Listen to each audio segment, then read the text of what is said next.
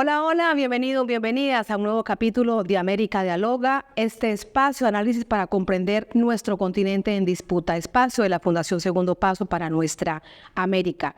En esta oportunidad, el análisis en profundidad tiene todo que ver con nuestra América Latina y sobre prácticas que se han inventado por parte de países potencias para someter a otros que han tomado decisiones de ir por un camino distinto. Nos referimos a lo que significa el bloqueo, inventos que luego se convierten en estrategias. En este caso específicamente versará sobre Venezuela esta profundidad.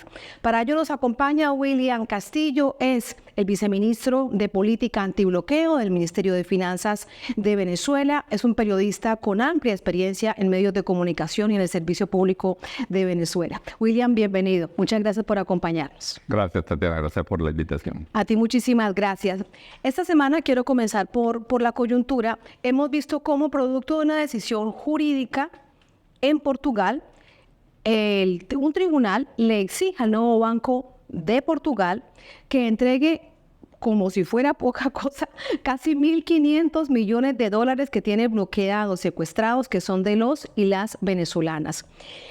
A través de las redes sociales, cuando además se da a conocer la noticia, decías que esto era un triunfo jurídico, pero decías también que este es un triunfo por la verdad. Quiero preguntarte de ello, ¿a qué te referías con la verdad? Sí, la verdad es que Venezuela está sometida a una estrategia brutal de destrucción de su economía desde el año 2014-2015. Ha recibido 6 órdenes ejecutivas, 930 medidas coercitivas unilaterales, sanciones de todo tipo. Y uno de los efectos derivados de esas sanciones ha sido el bloqueo a sus recursos, a sus activos en el extranjero, y particularmente en el sistema financiero internacional. En el caso de Portugal, Venezuela tiene bloqueada una cantidad que incluso es un poco superior a 1.500 millones de dólares. Lo que pasa es que, sí, claro, es un juicio que lleva varias etapas. Pero bueno, esta primera etapa, cuando Venezuela demanda desde el 2019, Portugal bloquea ese dinero, lo retiene, no lo devuelve a Venezuela. Es decir, no es que se niega a seguir trabajando con Venezuela, sino que lo retiene de forma ilegal, basándose de manera espuria en argumentaciones ligadas a este tema de las sanciones y los problemas en Venezuela, la supuesta falta de gobernabilidad y aludiendo a la existencia supuesta de otras autoridades en Venezuela. Venezuela demanda al Banco Novo Banco, en el cual, por cierto, hasta hace poco tuvo una participación en el Estado portugués, que llegó a tener hasta el 25% de su propiedad. Actualmente es propiedad de un fondo de inversión de Estados Unidos. Entonces, Venezuela inicia un juicio y ese juicio ha salido la primera decisión, es un proceso largo en el cual se le ha dado una razón a Venezuela y se ordena al Banco Novo Banco a devolver esos 1.500 millones de dólares con sus intereses a la República Bolivariana de Venezuela y a los propietarios legítimos de los recursos, que son un conjunto de instituciones venezolanas, de PDVSA, el Banco Nacional de Desarrollo y otras instituciones. ¿Por qué es un triunfo político? Porque es un triunfo simbólico importante de Venezuela, porque se nos da la razón. Venezuela tiene un conjunto de procesos judiciales en todas partes del mundo, de arbitraje, demandas y contrademandas, y se empieza a reconocer la realidad de Venezuela. La existencia de un gobierno legítimo, de unas autoridades legítimas y la propiedad y el patrimonio que la República Bolivariana de Venezuela ejerce sobre esos activos. Por supuesto, el juicio va a continuar, pero es una primera decisión, en la cual hay que traer otro proceso, si va a haber o no va a haber apelación, pero como dijo el presidente de la República, independientemente del tiempo que se tarde en llegar a esos recursos, van a llegar y significa la estrategia de rescate, de recuperación de nuestros activos ilegalmente bloqueados en el sistema financiero. Esta es una primera victoria en todo este entramado tan complejo del bloqueo que tiene distintas estrategias. Es una primera victoria por la recuperación entonces de los activos de Venezuela en Europa. Es una victoria jurídica de una trascendencia extraordinaria porque sienta un precedente, como te decía, en estos procesos judiciales, en estas disputas judiciales. Venezuela, hay que recordar, tiene una demanda también contra el Banco de Inglaterra por 31 toneladas de oro, que son incluso más dinero, son más de 2.000 billones de dólares, más la revalorización de ese oro que ha sufrido en estos años producto del aumento del precio del oro. Venezuela tiene otros procesos donde ha acudido a los tribunales para exigir el cumplimiento de sus derechos. Creemos que esta decisión va a jugar un papel muy importante en esos procesos, en esas demandas y en la convicción que se debe tener en el mundo, el sistema financiero y los tribunales del mundo, de que aquí existe un solo gobierno y que existe una sola autoridad propietaria de esos recursos y que lo que se ha hecho con Venezuela constituye una ilegalidad de carácter criminal contra el pueblo venezolano al retenerle ese dinero. ¿Crees que para el caso de Inglaterra se abre, de hecho, una vía? Y te lo pregunto, entre otras cosas, porque aunque están en Europa, el Reino Unido ya no es parte del bloque europeo. Y aunque todos sabemos que el gobierno legítimo de Venezuela es el del presidente Nicolás Maduro, vemos como, por ejemplo, el jefe de la política exterior de la Unión Europea, Josep Borrell, sigue diciendo cosas traídas de los cabellos, como por decir menos. Sí, es muy importante, claro, eso es un detalle importante lo que tú dices. El Reino Unido ya no forma parte de la Unión Europea, pero los tribunales europeos en general toman en cuenta las decisiones de esto. Esto es una decisión que sienta un precedente, porque no es exactamente el mismo tipo de demanda.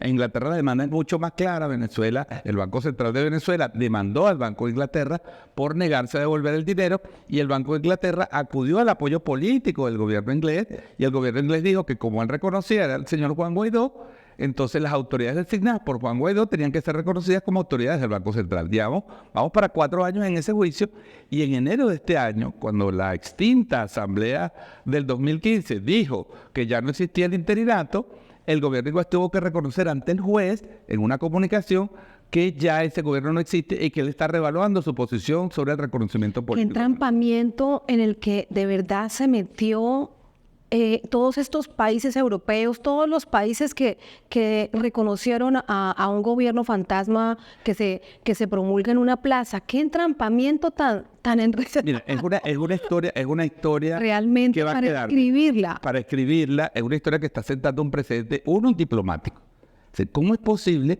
que casi 50 naciones llegaran en un momento a reconocer a una persona que vivía en una oficina y a veces dormía en la sede de embajadas extranjeras de Venezuela, porque durmió en la embajada de España, durmió en la embajada de Francia durante semanas en Venezuela y vivía en esas oficinas, fuese nombrado como gobierno legítimo y reconocido como gobierno legítimo? Luego sus incidencias económicas y sus incidencias judiciales, porque ellos necesitaban crear un parapeto, una estructura de gobierno, y por eso es que nombran una supuesta PDVSA ad hoc, un Banco Central ad hoc, un Bandes ad hoc, que intentaron imponerlo en el juicio de Portugal y fracasaron, y fueron creando esa estructura, un TCJ en el exilio, es decir, En Bogotá. para crearle al mundo la ilusión de que efectivamente había un gobierno y de que Maduro había perdido el control de las instituciones en Venezuela.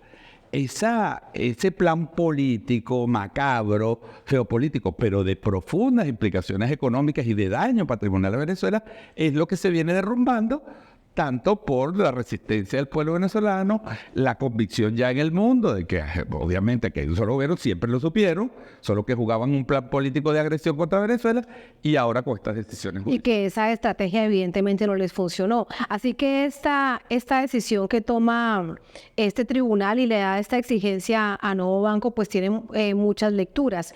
Y otra es que, te lo pregunto además, porque para el caso de Inglaterra, que bien nos cuentas, tuvo una muy seria incidencia clarísima el gobierno de Inglaterra. En este caso, ¿cuál crees que fue el papel del gobierno de Portugal?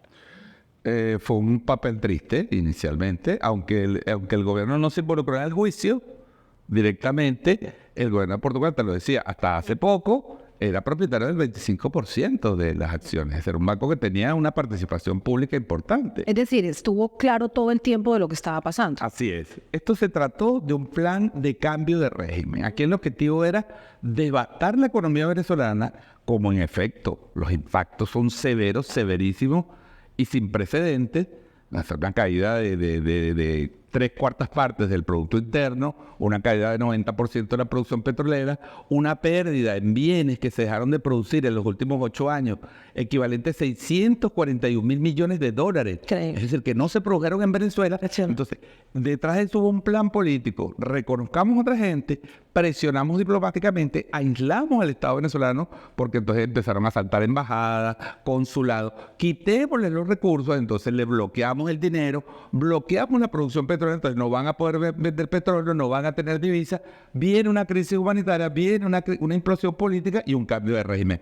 Bueno, la primera parte le funcionó. Lo que no le funcionó y fracasó totalmente es el cambio político en Venezuela, porque Venezuela, aún en el bloqueo, el pueblo venezolano tuvo la conciencia y la vocación de paz para electoralmente ir superando estos problemas. Qué capacidad de resistencia y de resiliencia. Fíjate que el expresidente Correa lo ha dicho con mucha claridad, el expresidente de Ecuador, después de esta cifra además tan impresionante que nos dices, y es que Venezuela es un milagro, pero es un milagro por el pueblo. Es un La milagro. resistencia institucional y el pueblo allí resiliente. Es que sin duda alguna, estas estrategias de agresión de sanciones tienen el basamento, y así lo dicen los teóricos estadounidenses, en producir dolor.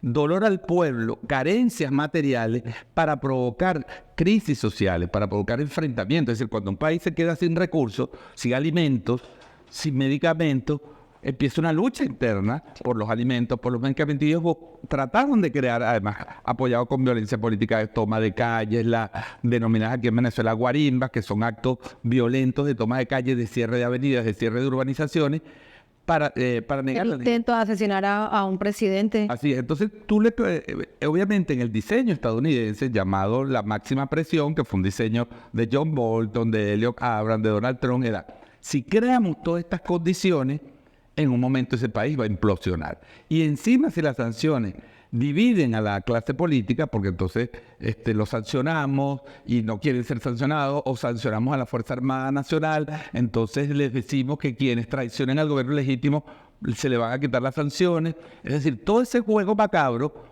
pero que en el fondo significaba una devastación económica, fracasó. Y es sin duda alguna un hecho milagroso. Es un hecho milagroso que habla de la fortaleza profunda desde el punto de vista político, ideológico de la revolución bolivariana. Yo creo que ha quedado claro al mundo que aquí hay un proceso de verdad, como dice el presidente, somos de verdad, tenemos una raíz en el pueblo y además tenemos un método democrático de cambio de gobierno. Es decir, nosotros vamos a seguir yendo a elecciones y yendo al juicio popular y que sea el pueblo el que decida si la revolución bolivariana y su liderazgo debe seguir en el poder o no. Pero no vamos a aceptar nunca que sea a través de la fuerza o a través del cambio económico, de la devastación económica, que se le imponga un modelo a Venezuela. A Venezuela. ¿En qué otras partes de Europa, William, está todo este proceso jurídico por la recuperación de los activos de Venezuela? Sí, nosotros tenemos en Venezuela, creó la ley antibloqueo, el Observatorio Venezolano Antibloqueo, que yo dirijo como viceministro. Nosotros hemos hecho un Que levantamiento. entre otras cosas, permíteme, solamente te interrumpo para decir, es que se han convertido en fuente de información. El observatorio va a la... Es una búsqueda para encontrar los datos duros, las cifras, las estadísticas que se necesitan para... Porque es el mandato de la ley. Es decir, nosotros fuimos creados por ley. Somos el único observatorio en Venezuela que está creado en una ley constitucional que dice que nuestra tarea es registrar, sistematizar y difundir hacia el pueblo venezolano todo este proceso. Entonces, en ese levantamiento, esa investigación que hemos estado haciendo, a este momento, te voy a decir, eso ha cambiado ligeramente.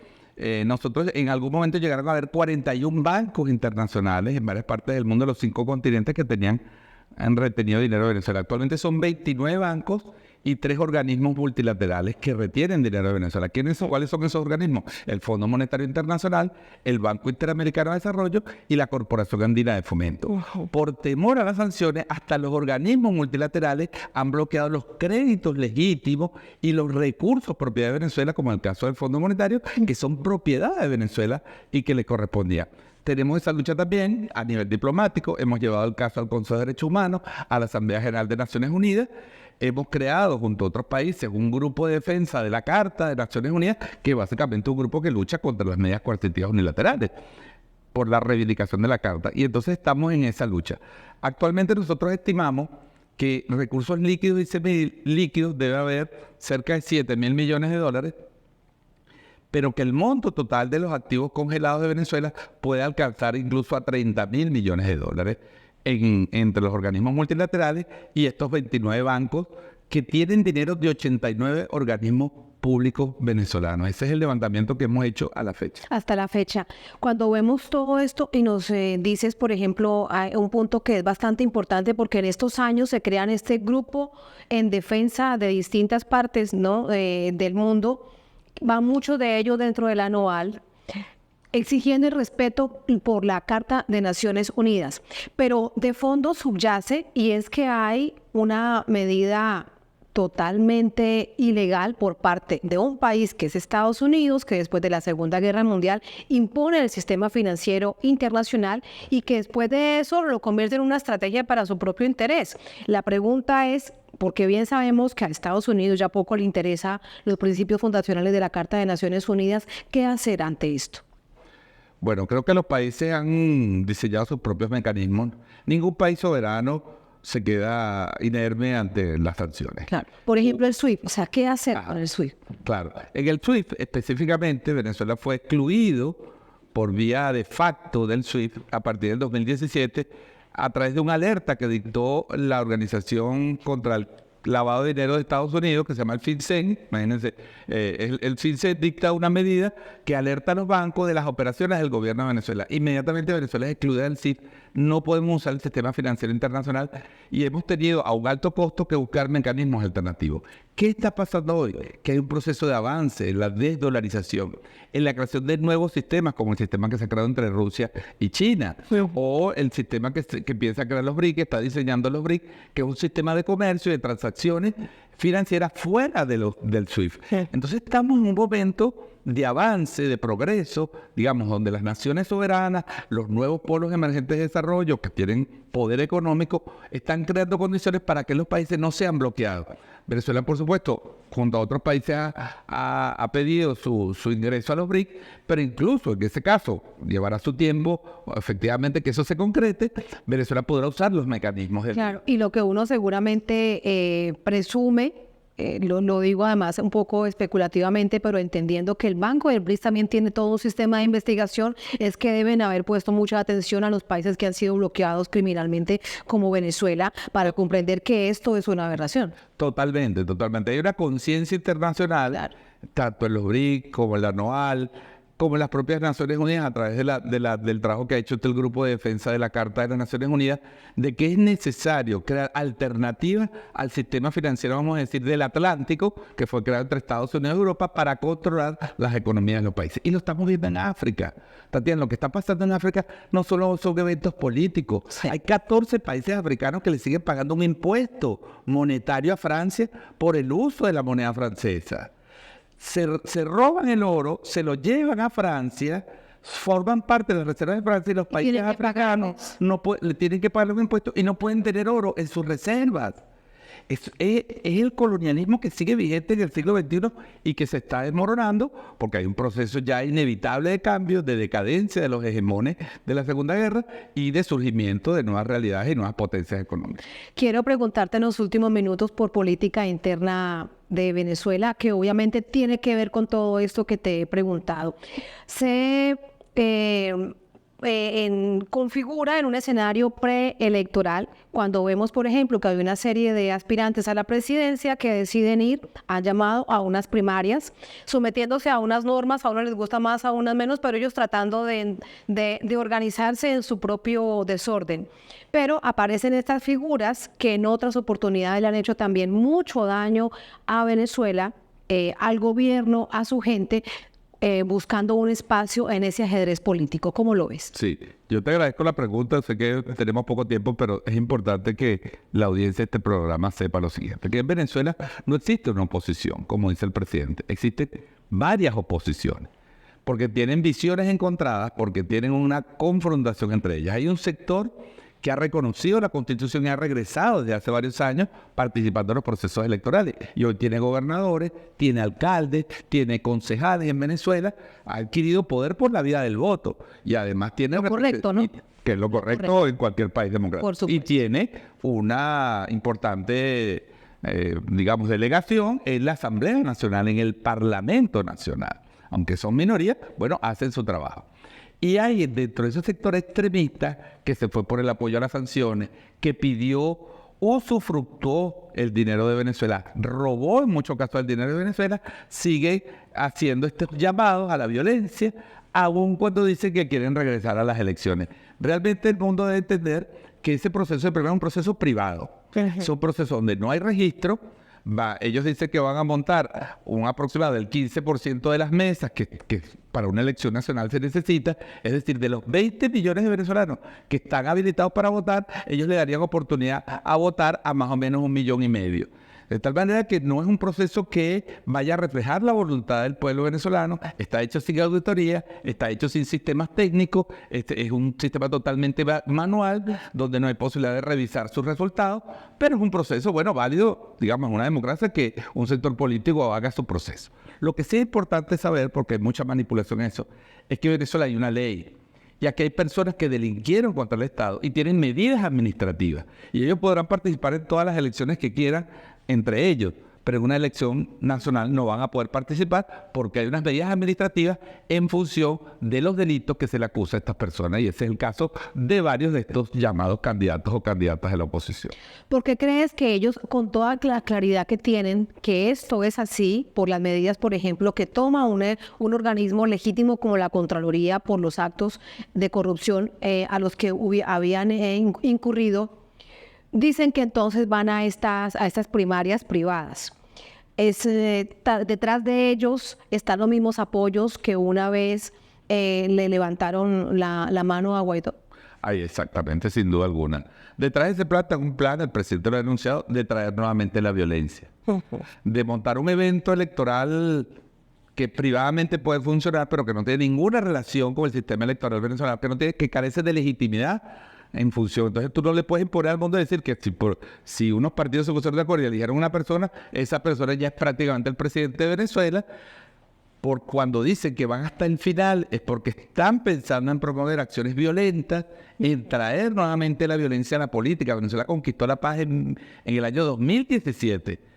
Cuando un proceso de violencia callejera fue detenido por una elección, la elección de la Asamblea Nacional Constituyente. Y eso el Estado venezolano, el presidente lo ha denunciado y estamos muy claros. Todas las instituciones de Venezuela van a trabajar para que haya aquí elecciones. Aquí siempre hay elecciones limpias, transparentes, confiables. Los partidos que estén habilitados, los candidatos que estén habilitados, gozarán de las más amplias garantías. Podrán venir los observadores internacionales, salvo la OEA, que quieran observar la elección venezolana. Pero aquí no se va a aceptar ni violación de las leyes y de las normas administrativas electorales venezolanas y mucho menos violencia. Eso, el mundo debe saber con claridad que la revolución bolivariana en paz va a defender su constitución y su proceso electoral. Por último, William, ¿y quién crees que será ese rostro para que imponga a Estados Unidos de lo que fue una vez Guaidó, que ya realmente no existe? Es un fantasma dentro y fuera de Venezuela. Bueno, ahí se puede especular mucho. Yo creo que sin duda alguna esta señora, María Corina Machado, es una pieza de Estados Unidos.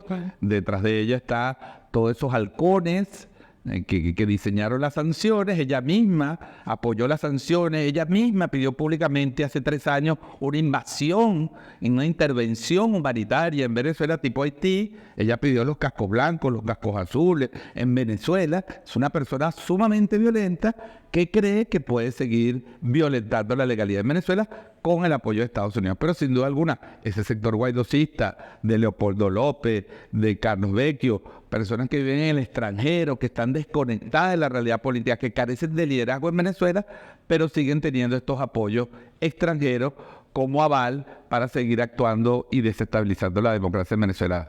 Veremos qué es lo que sucede. Ahora, hay una realidad y hay un camino. El presidente le ha dicho, aquí habrá elecciones cuando el CNE las decida en el marco de la Constitución, y esas elecciones serán las que elegirán las autoridades legítimas de Venezuela. Y todo después de esto que bien recordabas del proceso constituyente, lo que ha devenido es una nación en paz que quiere salir adelante y no tiene esto que ver con movimientos ni partidos políticos, que es muy interesante. Con esta última reflexión te quiero despedir. Hemos visto en los últimos días una encuesta de una empresa Interlaces que es muy seria en Venezuela, que da cuenta de eso. Quiero conocer tu reflexión. Sí, Venezuela es un país en paz. Venezuela es un país que se está recuperando económicamente. La gente quiere vivir en paz, quiere seguir recuperando su bienestar. Nos falta mucho porque las heridas son muy profundas. El 83% de los venezolanos rechazan las medidas coercitivas unilaterales, las sanciones. Más del 90% de los venezolanos quieren que los activos regresen a nuestro país, que sean devueltos. Así que tenemos condiciones para seguir avanzando y sustentando una democracia radicalmente distinta, una democracia popular, pero profundamente basada en nuestra Constitución y en nuestras leyes. Y ese es el mensaje que el mundo debe entender de la Revolución Bolivariana. Muchísimas gracias, William. Gracias por este tiempo. Muchas gracias. Muchas gracias. Muchas gracias. Gracias por acompañarnos, por todas sus reflexiones. A ustedes gracias, será hasta la próxima en América Dialoga, este espacio para comprender nuestro continente en disputa. Hasta la próxima.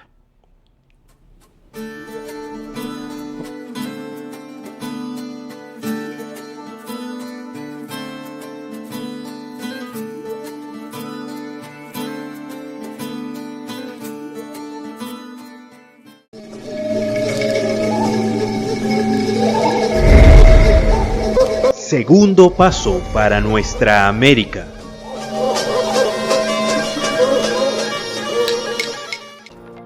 Suscríbete, toca la campana, dale me gusta y comparte.